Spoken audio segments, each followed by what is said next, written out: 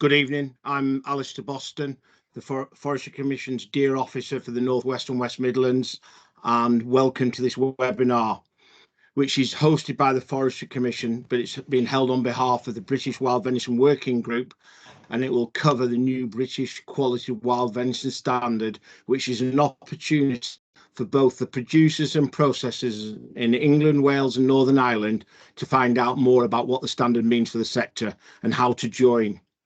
If you have any questions, please can you pop them into the comments box and I will read them out later towards the end of the meeting. Joining the meeting this evening will be Martin Edwards from the British Association for Shooting and Conservation, Nick Rout from the British Deer Society, Nissen from Highland Game, Robin Levin from the Relationships Manager from Agri UK SAI Global, Rachel Lawrence, the Business Manager for Grown in Britain, and Douglas Driver, the CEO for Grown in Britain.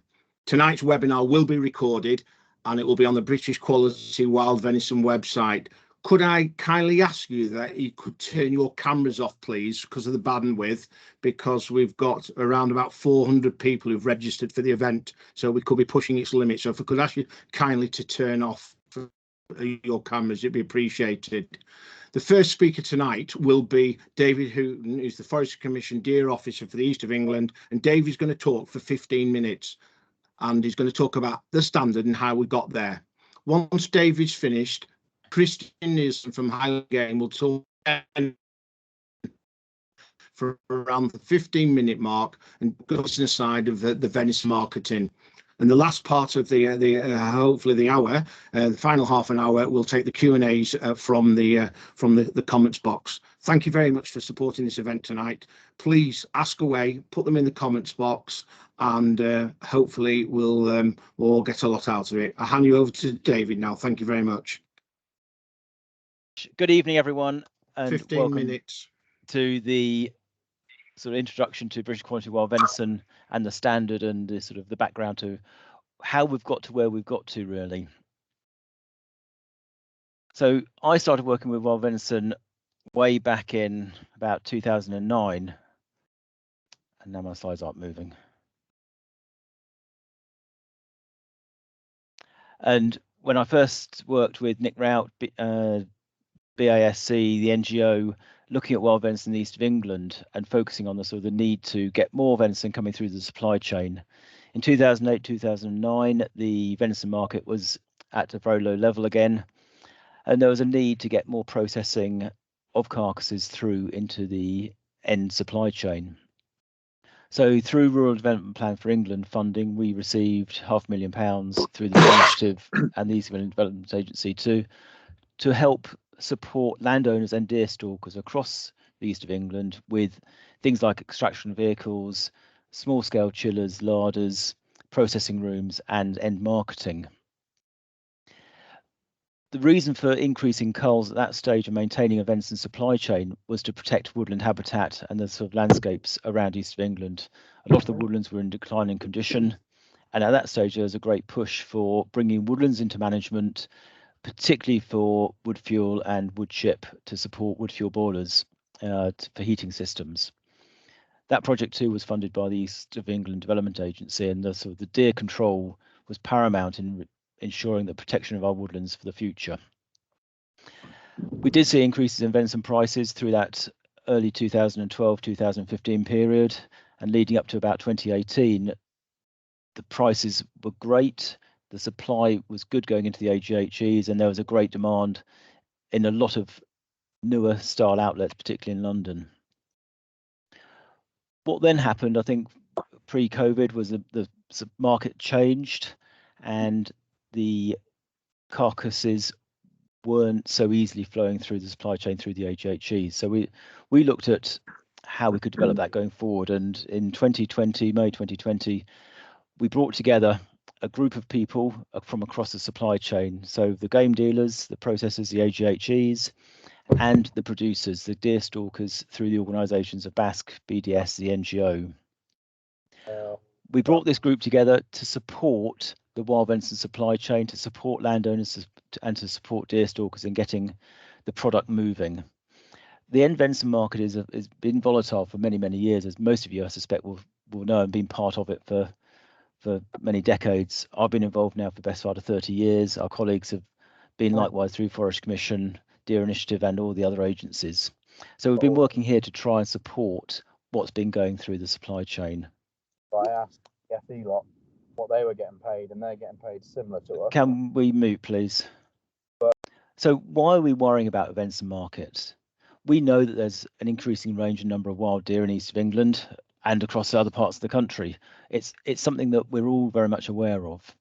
To protect that natural environment, we really do need to sort managing the populations sustainably, and at the end of the day, cull greater numbers in most areas. That market for the venison product is a valuable product.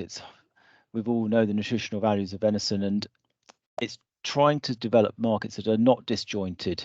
It shouldn't be a seasonal meat. It should be something that's available for everyone consuming it week in, week out, month in, month out. We've seen already this year, back end of 2023, that there was an oversupply into a number of the AGHEs, and even in the third week of November, we saw the AGHE sector sort of almost closing its doors for a short period of time while they did move the backlog through. Because it's a quality product, because we need to be managing it, we need to sort of continue that throughput, particularly through the female season in the winter. So that's why we're worried about the venison market. We don't want to cull to waste. We want that product to go into a robust market, wherever that market may be. And we don't mind where that market is. If we're thinking about the numbers, there's an estimated cull in the UK of about 350,000 animals a year. We don't know really how many deer are being culled. None of us do. We know what we're doing individually, but there's no national collection of that cull data. So that 350,000 is a figure that's been drawn from various estimates over the years by the organisations involved.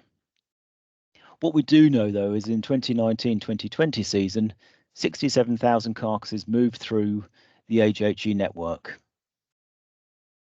If we look at those figures and think about the UK deer population being in the region of 2 million, and that again, we have to remember is an estimate, and it's only the best guess, if you like, of where we may be at the moment based on extrapolation of data. We are underculling significantly the population to maintain populations even as they stand at the moment.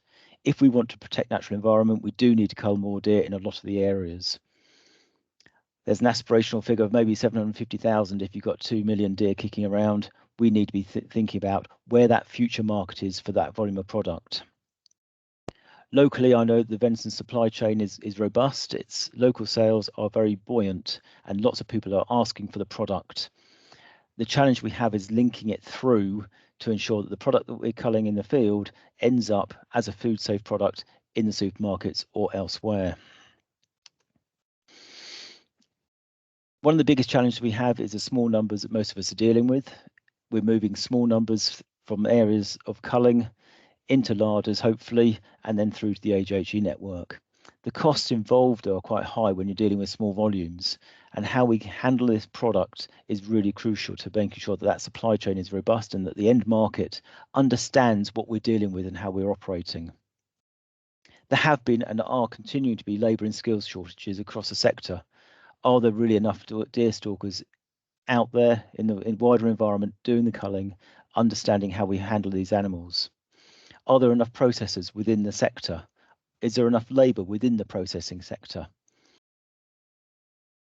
And currently, this supply chain from producer through the processing units and into the end market is pretty much unaudited. It should be audited. We should be trained hunters. There should be chilled chains carried out throughout the process, but this is unaudited.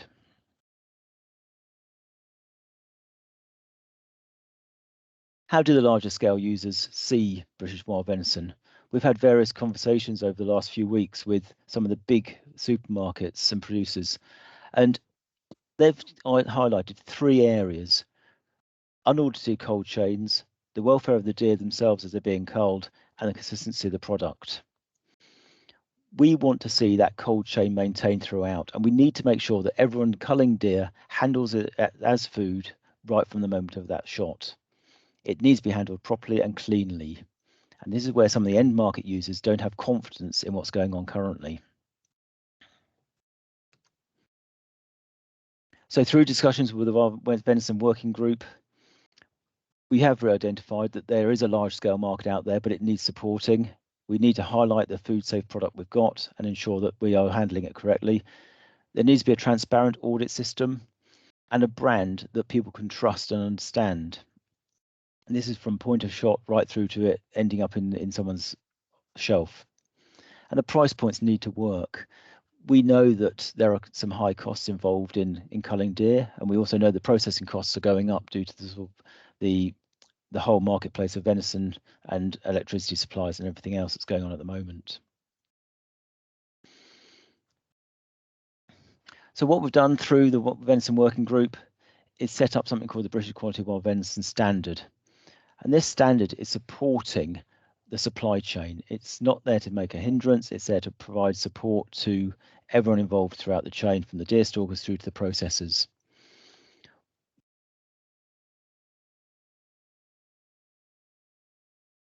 The standard is administered by Intertech SAI Global. It's been developed in conjunction with Grown in Britain, and it's to increase sector capacity, transparency and venison sales, to support the wild venison supply chain and the venison markets, to benefit the whole sector. And that's all about trying to bring deer stalkers together, landowners together into this marketplace.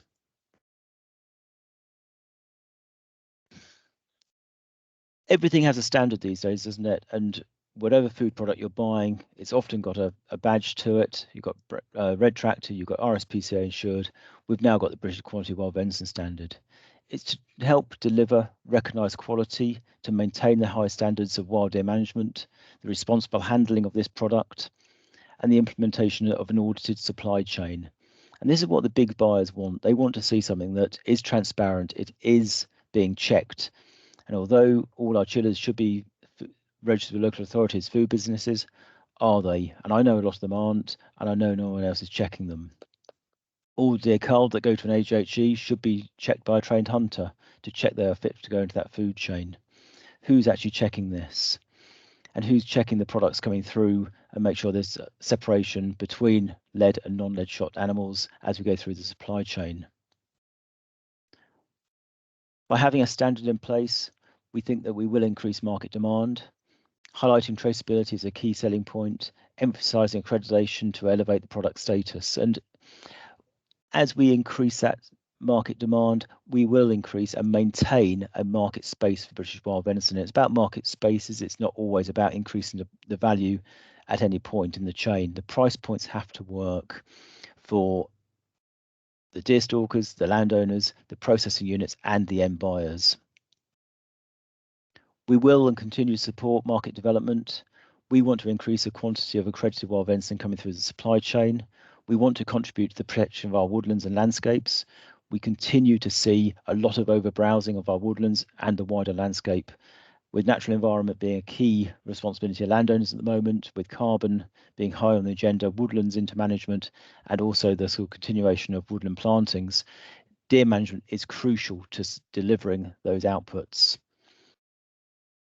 We want to continue to build consumer confidence, and that's from the local pub, that's the local buyers, and the bigger, larger scale buyers, who could be continuation of the NHS contract in Northwest England. It could be new spaces. There's a number of people out there who are working very hard to bring that product into new places. We worked with Eat Wild just before Christmas, and they've managed to help us source venison pies for a forestry conference that was held in October, November. Without their help, we wouldn't have got those pies in, and those venison pies were available at that function due to the work going on in the background. We've got to promote high food standard safety. We also need to ensure that the deer we're culling have high welfare standards of that process, and obviously the environmental protection that goes alongside that. There are two main types of membership for British Quality Wild Venison. We have the producer, that's the deer stalkers, and then the processors, and that's the AGHEs and the local processors. The producers are split into two membership levels. Those people culling up to 300 will form part of a group scheme. The group scheme is administered by British BASC in conjunction with British GSRT and the NGO. This is to try and keep the costs for the smaller producer at a lower level. Individual estates or stalkers who are culling more than 300 will have to have an inspection and be an individual member. The processing standard comes into two formats. It's the AGHE national processors and then the local smaller scale processor operating at local levels. The standards for both forms of processor, though, are the same. It's just that some are registered as AGHEs and some aren't, and obviously the regulations that go with both sectors have to be abided to, and that's why there's a slight difference in the processor type. As with all good schemes, there is a cost to this. This is being subsidised by DEFRA Family Forestry Commission at the moment. So for those producing through the group scheme, that's less than 300 deer a year. The ex-VAT cost is 115.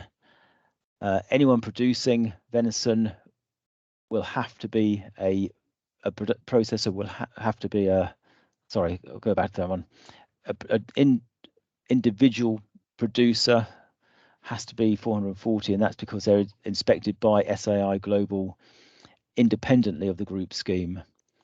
The processing costs will be between 580 to 700, depending upon what level of processing is required, but the standards for processing will be audited by Intertek SAI Global, regardless of the size of the processing facility. Interest to date has been reasonably good. We've had 57 producers interested and wanting more information. We've had 2 AGHEs. One AGHE has submitted a full application and they will be audited this month.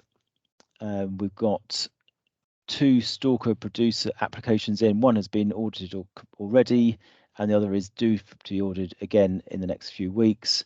And Forestry England are bringing their larders in over a period of time, but their first batch will be audited before the end of March. So with Forestry England Venison and one local AGHE nationally, we have the start of a supply chain of British quality wild venison that will start to come online this spring/summer. The application process is through Intertek SAI Global. The application, so the expression of interest will be sent to them via the website. Application form sent by SAI Global and then received by SAI Global, who will then split these out into the producer applications and the AGHE applications.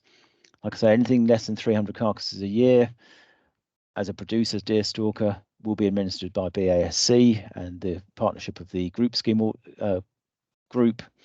Anything over will be audited and assessed by Intertek SAI Global, and then all the processors again audited by SAI Global. So there is consistency in the auditing schemes taking place. As with all good audits, there will be site inspections at that first application process. But what we're looking at is not something that is over and above the current food safety requirements. All these premises, if you're supplying an AGHE, should already be registered as a food business with local authorities. You should have cold chains in place. You should have data recording. You should have HACCPs and stalker qualifications. So what we're doing here is auditing the process and ensuring that you meet the standard and current regulations. And this is the audit trail that we're being asked for by those big end buyers in the new marketplaces. If there are any non-conformances, these are highlighted at that stage, and then those have to be rechecked once they've been completed, and there's a sort of a timeline that goes with that. The audit process for the processors, again, this isn't over and above anything that should be happening. Registration, traceability, or registration of businesses with FSA, local authorities, as AGHEs or BRC registrations. These are all areas where we expect and are already occurring. Data recording, HACCPs, carcass product separations. And again, all these non-conformities, if there are any non-conformances, and hopefully there aren't any, will be highlighted and then checks put in place to ensure that they are remedial actions are taken before certification occurs.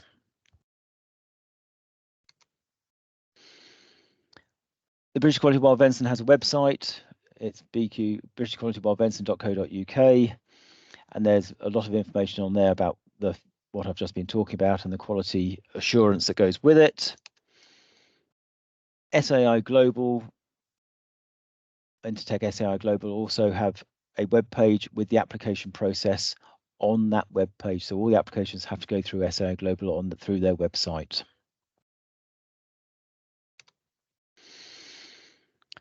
At this stage, really, it's about thanking everyone who's been involved in developing this standard. I think that there is a huge amount of work that's gone into this. I think it is required by the industry and the sector that we develop this and take this forward. I guess the plea is that we work together on this. It will not necessarily increase the carcass prices that we all receive, but it will hopefully develop a wider, more diverse market space for British wild venison, which means that we actually have somewhere where we can sell it consistently through time. It's going to take a lot more hard work.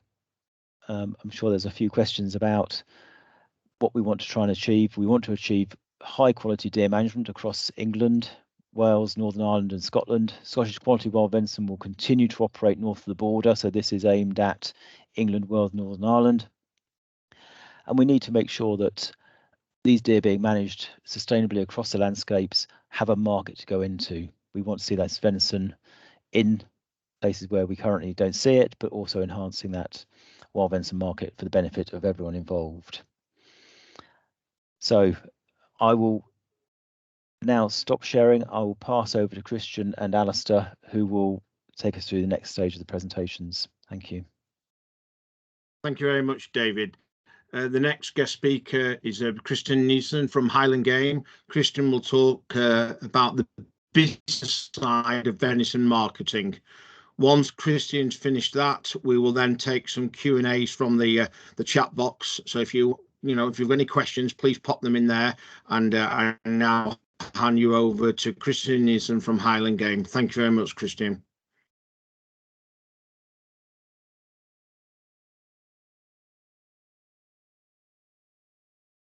Christian, you need to switch your mic on. We can't hear you. Okay, well, I said all the important bits already. Thank you very much, sir. Not at all. Thanks for letting me being on, and good evening, ladies and gentlemen.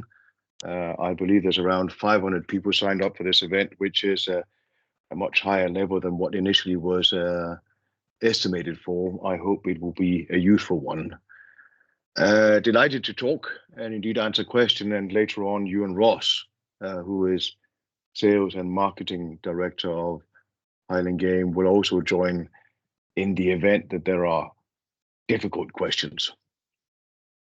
I was asked to talk about the trade, and but I think what I want to concentrate on is the history and some key focus areas that everybody needs to take away tonight. But prior to doing so, a short introduction I think is necessary because I've been doing this for quite a long time. In fact, since 1998, when I bought the business, my wife and I was invited to Indonesia to stalk a red deer. And this is just a short introduction, but I thought it was appropriate.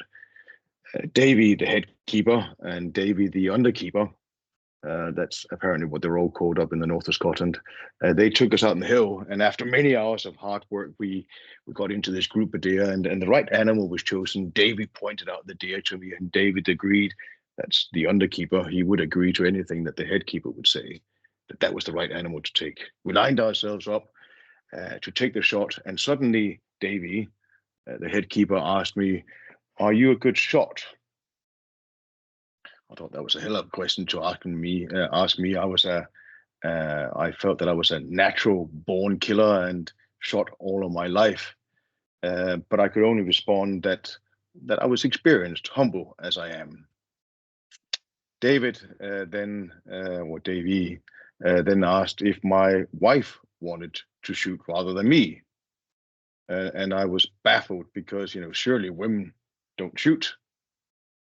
And then I asked Davy if he'd had many women. That's not misinterpret that line, but that if he'd had many out on the hill, many women out on the hill, and his response was that yes, he'd had many women out on the hill, and they shoot very, very well. They're attentive, they listen, they learn, they don't take any chances, and generally shoot better than most male guests. I'm not quite sure whether Davy was simply reminding me to do the job well or what. I guess I'll never find out. But I do believe that he was right in his comment that women shoot well. And if that's the case, then we need more women to shoot, because at the end of the day, quality is everything. Just to say, for avoidance of doubt, I did shoot the animal, not my wife, and I shot it very, very well. Always good. Perhaps I do have a feminine side. However, sorry, was there somebody interrupting there? No, good. I'll carry on, because at the end of the day, I started off by saying that quality is everything, and that really is the essence of what I want you to take away tonight. Highland Food Group, a short story about ourselves, is based in Dundee, Scotland. We furthermore have a partner in Englandshire, in Lincolnshire Game, and between Scotland and indeed in England, we are procuring, collecting and buying deer all over Britain.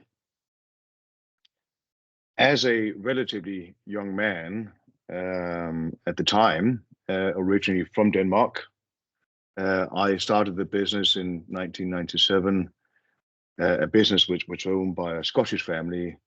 They wished to concentrate their efforts elsewhere, and I was happy to engage.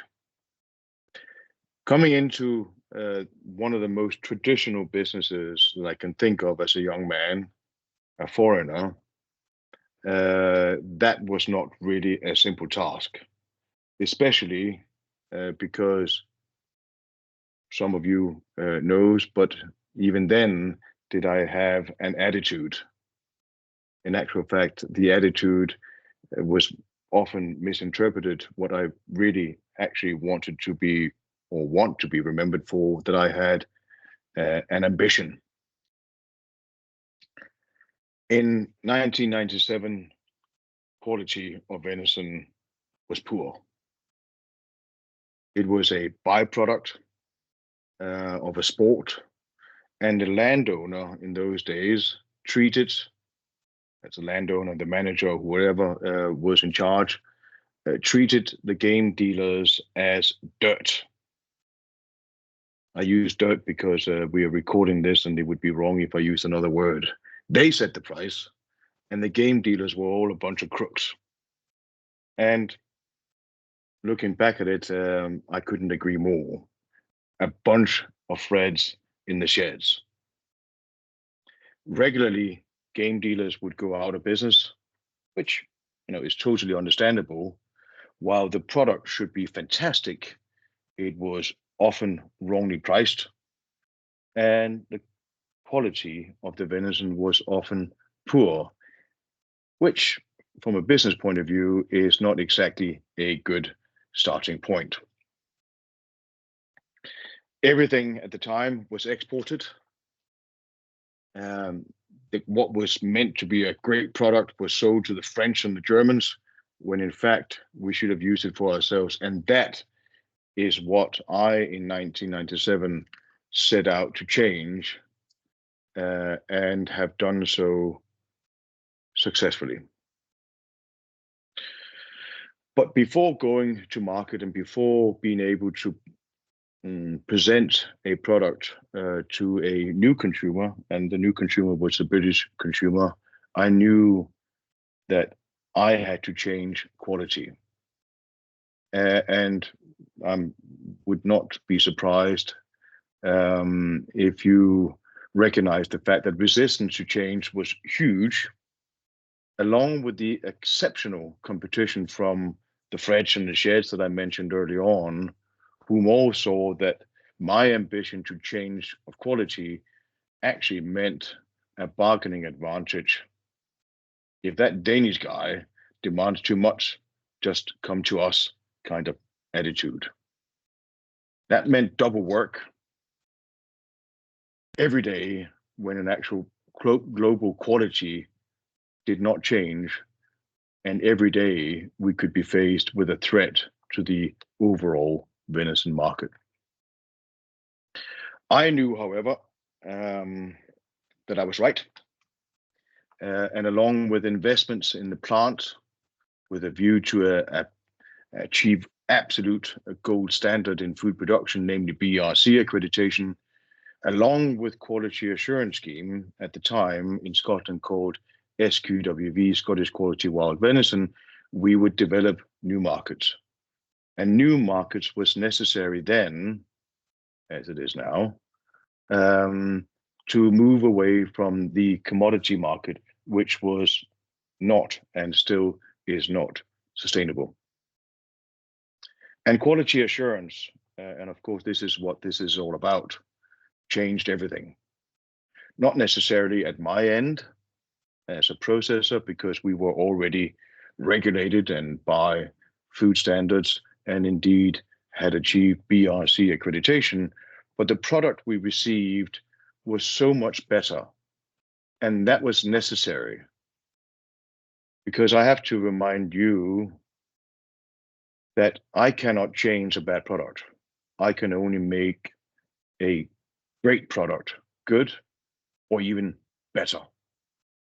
Which, of course, brings me on to BQWV, and we've already heard David early on. We are primarily gathered here today because of the launch of the BQWV scheme. And I would like to, at this moment in time, also take the opportunity to thank everybody for the hard work that has gone into BQWV to get that up and running. Wrong to name any individuals, but everybody has done a great job. It's been a joint effort. So thank you very much. Having the BQWV scheme as a processor which is of course currently focused on English and wild venison, is long awaited. It is incredible what difference it makes to the product. As mentioned before, the SQWV scheme changed everything. And I believe that if you all get behind it, so will BQWV too. I'm pleased to confirm, David mentioned earlier on that there were a number of applicants, but today Highland Game was audited. We are today approved as the first BQWV processor with no non-conformances. And this, incidentally, is the same thing that happened when we did SQWV, and it's changed everything. So thank you very much to BQWV, and I look forward to being part of it. So why is BQWV so important? Selling volumes, and this is what this is all about. We are all very much aware of the fact that there's a need for increased throughput. And if there's throughput, then there's a need to sell more. And selling more volume in the current market is a challenge. We have a challenge today, but it's not impossible. The challenge we have is in the future, and the huge number of carcasses that is likely to be coming through, not only in England, but indeed in Scotland. And with increases in volume, we must do something special. And that special is new markets. The existing markets will simply not swallow significant increases in volume. It's currently struggling to deal with what we have. Our job is not just to find new markets. This is important. It's our job not just to find new markets for the new volume, but it's also important to secure and safeguard what we already have.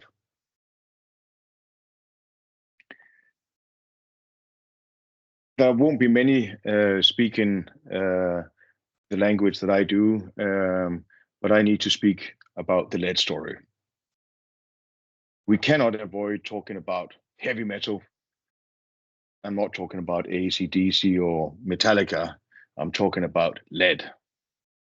Don't bury your head in the sand. Lead as an ammunition is poisonous, and many of our customers have made it very clear that lead is dead. Lead as a means of harvesting, and I think that's another important thing to take away from tonight.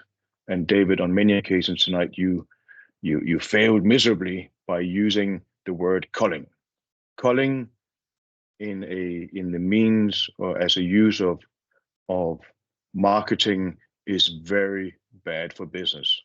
I must encourage everyone to treat the shooting of deer as not a culling exercise, but a harvesting exercise, just as you would harvest a field, just as you would harvest the sea, and just as you would harvest a tree.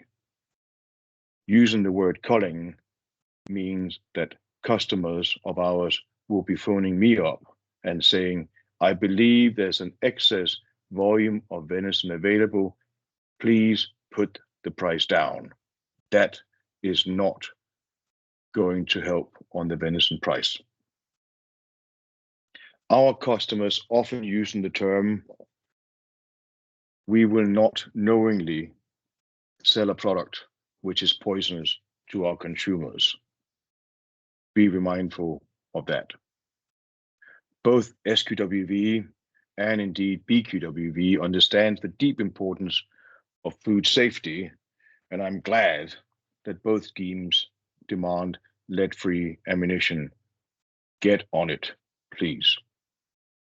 Personally, I've been using it for over 10 years now, and if it wasn't working, I would question it, but it works. David, you also stole other lines from my presentation tonight, but cash is king. Everybody knows that. And it's impossible to avoid discussion on price, and it's important to everyone. Price is everything in most cases. It certainly is in our business. Highland Game employs around 100 people in Dundee, and financially, of course, dependable upon me making the right decisions. We process in the region of 70,000 animals in Scotland, along with cuts on top of that, bought in both locally and abroad, and the import volume is quite significant. In order for us to exist, we need to continue to be, shall we say, profitable, to invest in people, plant and machinery, and not to forget marketing. As there's currently no other marketing body, and of course, I'm hopeful that something will come out of this podcast and indeed meetings in the future, that it won't be me or other AGHCs for that matter, who is the marketing body, but somebody will come in from government level to understand the need to support venison, as venison sales without it would struggle. And let it be heard to all of those who are concerned and annoyed about the price. If I could only pay a higher price, I would. It would make it so much easier for everyone. But the high price is not a reality at present. Highland Game does not set the price. The market, the consumer, the retailers, they set the market, and we're up against some pretty substantial heavyweights in other meats, such as lamb, beef, pork, and not least chicken, all of which is very much sold at, in most instances, commodity prices. And that's the market we're competing in. We must be competitive. And whilst many query price on the shelf compared to the price payable for the carcass and skin, it goes without saying that a seasonal business running on arguably relatively small volume compared to other proteins is a costly affair. Recently, and I think this is another important thing to take away, recently we've found that prices have been under even greater pressure despite cost going up. But the fact that the prices are falling, or shall we say, not strong, it's simply as a result of the inflationary price increases of production. Our sales prices have not come down. We're struggling to get them up. We need to be competitive in this challenging market. And I'm sorry to say that with the current climate, I do not see increases coming in the near future, especially if it is that we're going to see significant volume coming through. I do, however, and this is why I'm here tonight and not running away, I do, however, believe that with significant efforts in marketing of venison, not sure where the money is going to come from, we will manage to sell much more venison. Market is huge if we can just find the right market.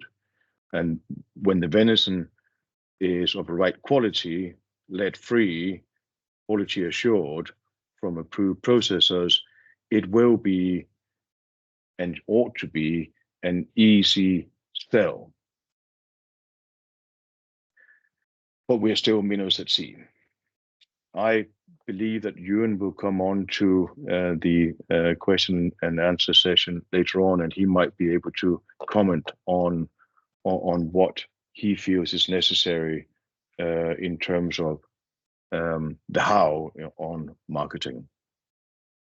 I don't know what we're going to do in England and Wales, but I've made it very clear in Little Scotland to both ministers and other stakeholders that with 25 million, which to most people, of course, is a lot of money, the problem will go away. And I do genuinely believe that.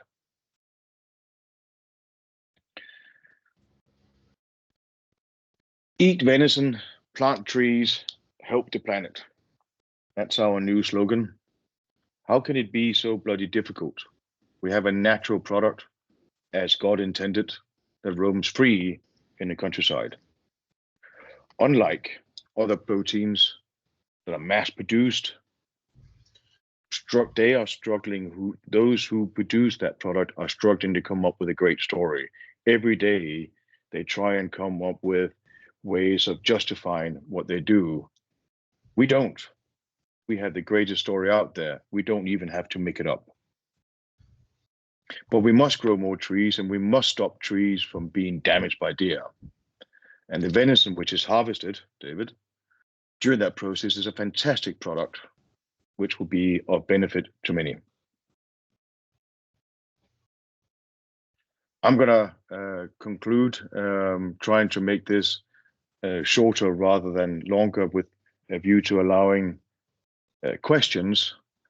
But I must say on a final note that I was deeply disturbed today when I listened to The Guardian today, who had a presentation video or whatever it was that talked about deer as vermin that needs to be given to food banks.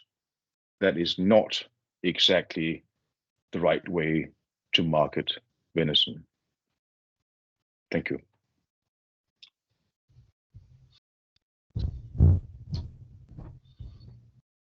Well, thank you very much. Thank you, Dick. Let's on the questions now, if that's all right with everybody. So the first question was from Tony Lowry asking why weren't the NGO present, or not present rather.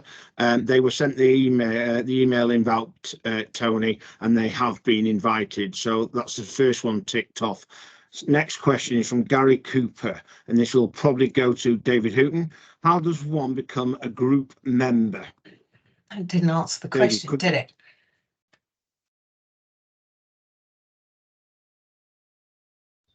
Hello, David, would you like to answer that? Yeah, so the group membership scheme is being run by BASC, the NGO and BDS. Applications will go to SAI Global in the initial phase and then get moved to Martin Edwards, who will be allocating those schemes into their audit system. So it will be through BASC and Martin Edwards. Thank you very much. Next question from Jonathan Plough. Are there geographical restrictions on a group? Do you have to be neighbours? Again, Mr. Hooton. No. So the group scheme is run directly by BASC, and they are the group scheme holder in this instance. So it is for anyone anywhere in the country, and they can be part of that group scheme. So it's not anything to do with land ownerships or deer management groups or anything else. I think Martin would like to respond on that one as well. Okay, I think Martin just wanted to say something. Martin from BASC. Yeah, I'll come in there, Alistair. So we could accept basically what we're inspecting is a larder. So it could be a group of neighbouring estates that share a larder. And then it's the larder which is inspected, and then individual stalkers are checked as well. So that's where a group of estates could club together and join the group scheme. Thank you very much, Martin. I'll take some more questions now. Nick Jackson has asked, in Scotland, several AGHEs are paying a premium for carcasses from SQWV accredited estates. Is that hope will the BQVW scheme and will Highland Game extend that to England? Christian. Thank you. In actual fact, we don't pay a premium for quality assured. We pay the right price. Those who are not quality assured are getting a reduction in price. And it is my ambition to continue to demonstrate the need for quality assurance and support those who are investing into quality assurance. That does not necessarily mean that I'm going to pay for the investment of producing safe food, but I'm going to do whatever I can to reward best practice. Well, you should be paying more, to be fair. Thank you very much. That's a lovely comment, and I will put that to my customers. Next question from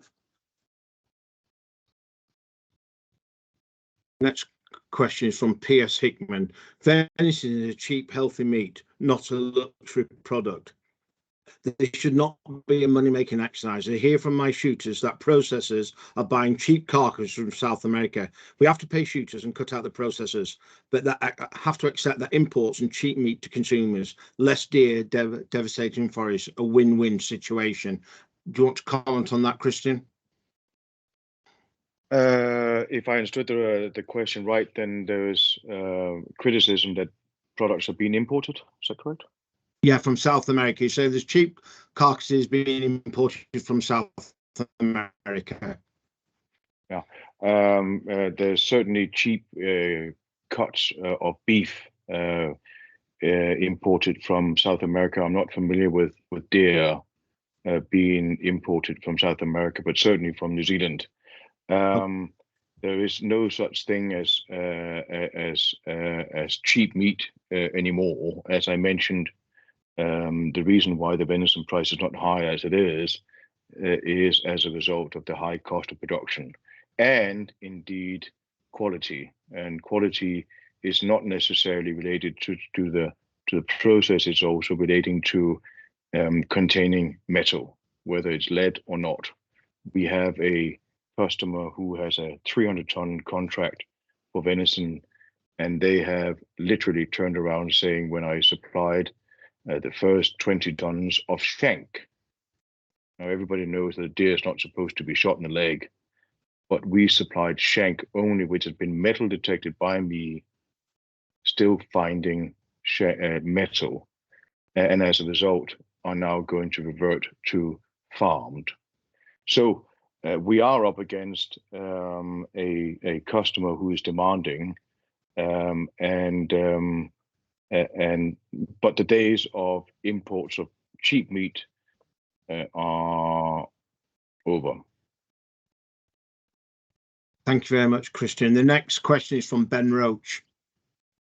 Given the desire to see venison market that is stable for British producers, particularly through the hind and doe season, what assurance do stalkers have that the large-scale players will not import large quantities of farm venison from New Zealand, therefore driving the prices right down or stopping them from taking carcasses from British sources? That I must answer. Yes, Christian. There is no desire whatsoever to import from New Zealand.